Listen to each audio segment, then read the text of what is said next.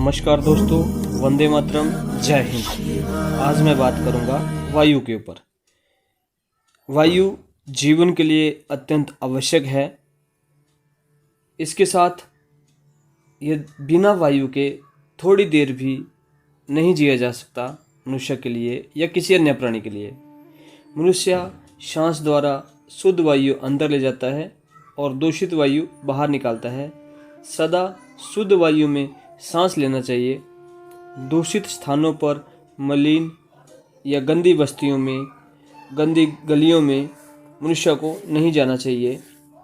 जिस घर में खुली वायु और धूप नहीं है वहाँ नहीं रहना चाहिए। मुंह ढक कर कभी नहीं सोना चाहिए। वायु शुद्ध का ही सेवन करना चाहिए। इसके लिए प्रतिदिन किसी जंगल में, नदी के पास या समुद्र के किनारे जाकर सैर करनी चाहिए। और हमें जो श्वास लेनी है वो हमेशा नाक से लेनी चाहिए। वायुमंडल में oxygen, nitrogen, carbon dioxide gas, ozone आदि जैसी गैसें पाई जाती हैं जो हमारे जीवन के लिए आवश्यक होती हैं।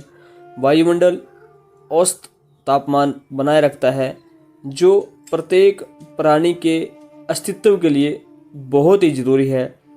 वायुमंडल दिन में ताप में अचानक हुई वृद्धि को भी रोकता है। कार्बन डाइऑक्साइड गैस पेड़ पौधों के लिए जैसे ज़रूरी है वैसे ही मनुष्य के लिए अच्छी हवा बहुत ही ज़रूरी होती है।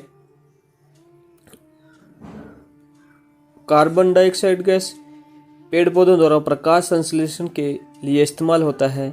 ऑक्सीजन जीवों द्वारा सांस लेने के लिए आवश्यक होती है। ओजोन हानिकारक पराबैंगनी विकिरणों से हमारा बचाव करता है। मनुष्यों, जीव जंतुओं तथा अनेक प्रकार के जो इस सृष्टि के ऊपर पशु पक्षी जलचर पाए जाते हैं उनको ऑक्सीजन की बहुत ज़्यादा ज़रूरत रहती है। ऑक्सीजन यदि उनको नहीं मिलती है तो उनका जीवन समाप्त हो जाता है। वायुमंडल में ऑक्सीजन की उपस्थिति हमारे प्राणों की रक्षा करती है। अब मैं बात करता हूँ कि वायु जो दूषित हो रही है तो उसको शुद्ध करने के लिए क्या क्या हम कर सकते हैं। हमारे जो ऋषि मुनि हैं उन्होंने इस वायु को शुद्ध करने के लिए सबसे बड़ी चीज़ इस मानव जाति के लिए दी हुई है, वो है यज्ञ। यदि हम यज्ञ प्रतिदिन करते हैं तो उससे हमारी वायु शुद्ध होती है। हमारे शरीर में कोई भी भयानक रोग नहीं लगते। आप सभी जानते हैं कि शुद्ध वायु ही हमारे जीवन का आधार है, परंतु आजकल महानगरों के वायुमंडल में carbon dioxide gas, ammonia gas, carbon monoxide gas और विभिन्न कारखानों से निकलने वाली जितने भी गैसें हैं वह हमारे जो सांस लेने की समस्या है वो बढ़ाती हैं और जिससे घुटन भी महसूस होती है। और जब हम कभी कारखानों में से या उस क्षेत्र में से बाहर निकलते हैं तब हमें कुछ अच्छा महसूस होता है और शुद्ध वायु हमारे को मिलती है। शुद्ध वायु यदि मिलती है तो हम हमेशा निरोगी रहते हैं तथा दूषित वायु जीवन में हमारे को जीवाणु और रोग देती है।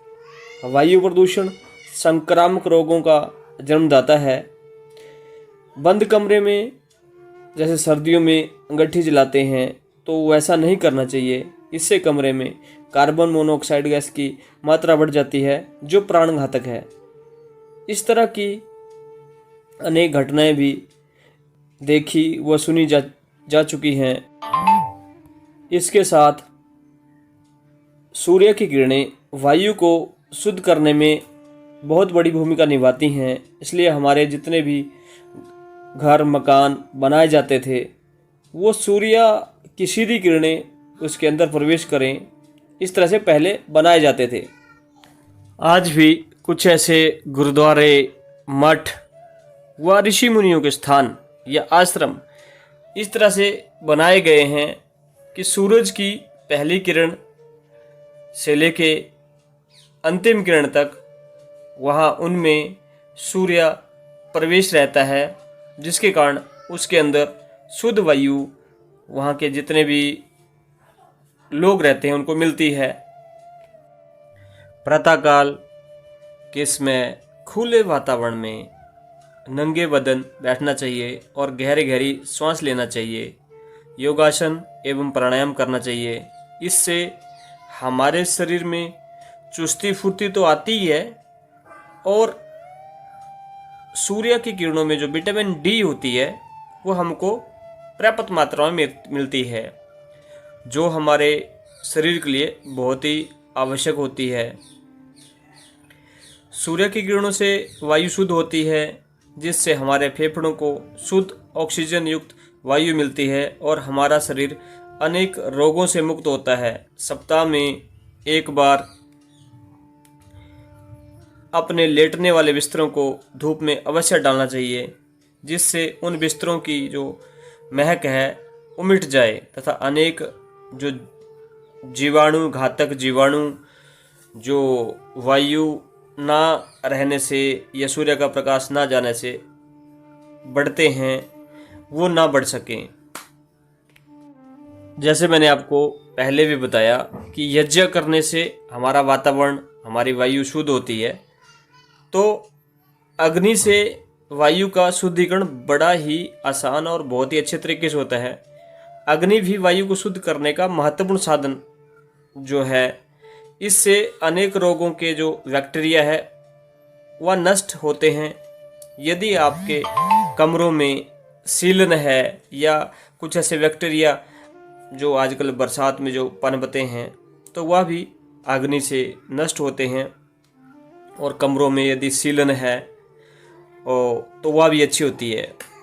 उसमें उसको या तो किसी हवन कुंड को आप अपने कमरे में रखें, धुएं वाले हवन कुंड को, या हवन ही अपने उस कमरे में करें, जिससे पूरे कमरे में जो धुआं है फैले। इसके साथ ऑक्सीजन के जो बढ़ाने के जो अच्छे स्रोत हैं वह है पेड़ पौधे। अपने घरों में गमलों में या व्यवस्था हो तो अपनी ज़मीनों में अच्छे औषधीय पौधे लगाएं, इससे भी वायु शुद्ध होती है, जिसमें पीपल पहले नंबर पे है।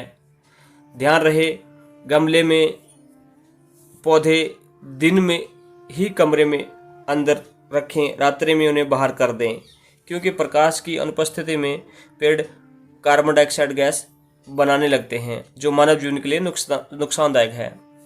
घर में तुलसी का पौधा अवश्य लगाएं, इससे वायु बहुत ही शुद्ध होती है और अनेक रोगों के बैक्टीरिया अपने आप नष्ट हो जाते हैं। नीम का पौधा ज़रूर लगाएं, यह हमारे प्राणों की रक्षा करता है और जितने भी वायरल हैं, इन्फेक्शन हैं, उससे भी बचाता है। तो पीपल, नीम, तुलसी ये सभी पेड़ आपके घर में होना बहुत ही आवश्यक है और हम सबको इनके बारे में ज्ञान अपने बच्चों को, अपने परिवार में देना चाहिए। और ये पेड़ पौधे जितना हो सके बढ़ाना चाहिए। इससे हमारा वातावरण शुद्ध तो होगा ही, उसके साथ हम अपने जो बच्चे हैं, आने वाली जनरेशन है, आने वाली पीढ़ियां हैं, उनके लिए शुद्ध हवा की व्यवस्था करके जाएंगे। आपने ये जीवन के लिए सबसे आवश्यक वायु का ये एपिसोड हमारा देखा, आपको कैसा लगा आप ज़रूर बताएं। आप हमारे चैनल को सब्सक्राइब करें। धन्यवाद। वंदे मातरम। जय हिंद।